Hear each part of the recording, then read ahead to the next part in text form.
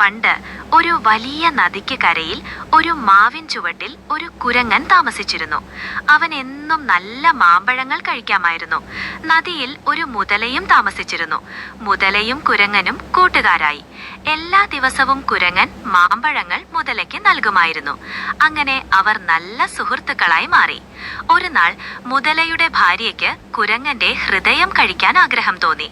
അവൾ മുതലയോട് നിർബന്ധം പിടിച്ചു. മനസ്സില്ലാ മനസ്സോടെ മുതല കുരങ്ങനെ പറ്റിക്കാൻ തീരുമാനിച്ചു. മുതല കുരങ്ങനോട് പറഞ്ഞു, "എന്റെ ഭാര്യയ്ക്ക് നിന്നെ കാണാൻ വലിയ ആഗ്രഹം. നമുക്ക് അങ്ങോട്ട് പോകാം."